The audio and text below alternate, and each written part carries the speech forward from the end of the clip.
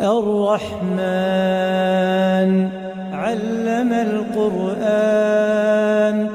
خلق الإنسان علمه البيان الشمس والقمر بحسبان والنجم والشجر يسجدان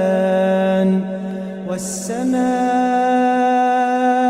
رفعها ووضع الميزان ألا تطغوا في الميزان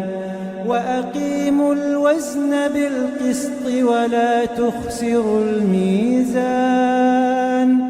والأرض وضعها للأنام فيها فاكهة والنخل ذات الأكمام والحب ذو العصف والريحان فبأي آلاء ربكما تكذبان خلق الإنسان من صلصال كالفخار وخلق الجان من مارج من نار فبأي آلاء ربكما تكذبان رب المشرقين ورب المغربين فبأي آلاء ربكما تكذبان مرج البحرين يلتقيان بينهما برزخ لا يبغيان فبأي آلاء ربكما تكذبان يخرج منهما اللؤلؤ والمرجان فبأي آلاء ربكما تكذبان وله الجوار المنشآت في البحر كالأعلام فبأي آلاء ربكما تكذبان كل من عليها فان ويبقى وجه ربك ذو الجلال والإكرام فبأي آلاء ربكما تكذبان يسأله من في السماوات والأرض كل يوم هو في شأن فبأي آلاء ربكما تكذبان سنفرغ لكم أيها الثقلان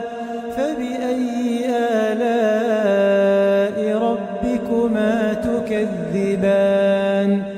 يا معشر الجن والإنس إن استطعتم أن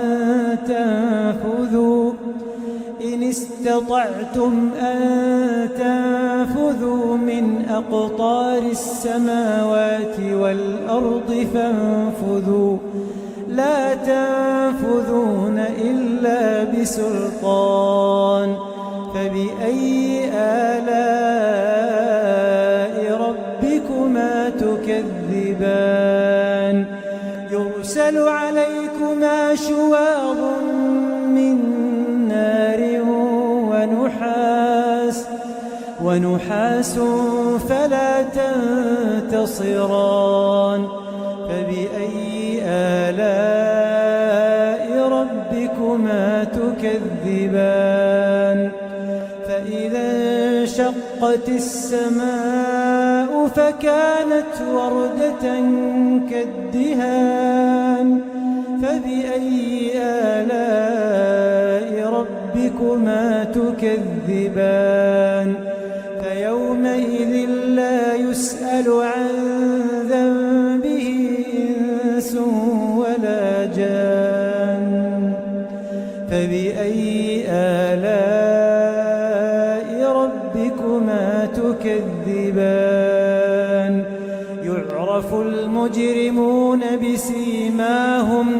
يعرف المجرمون بسيماهم فيؤخذ بالنواصي والأقدام فبأي آلاء ربكما تكذبان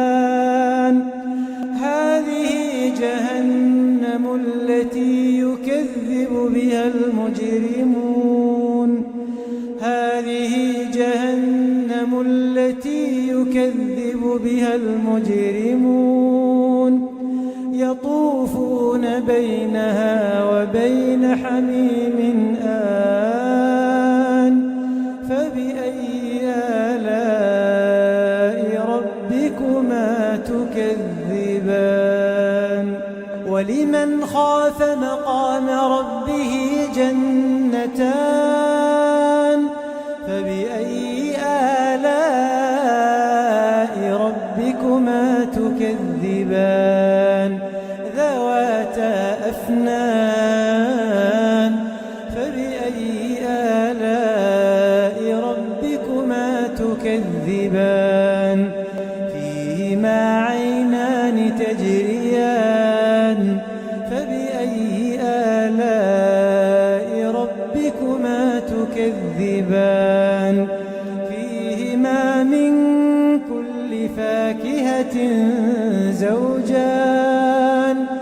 فبأي آلاء ربكما تكذبان متكئين على فرش بطائنها من استبرق وجنى الجنتين دان فبأي آلاء ربكما تكذبان فيهن قاصرات الطرف لم يطمثهن إنس قبلهم ولا جان فبأي آلاء ربكما تكذبان كأنهن الياقوت والمرجان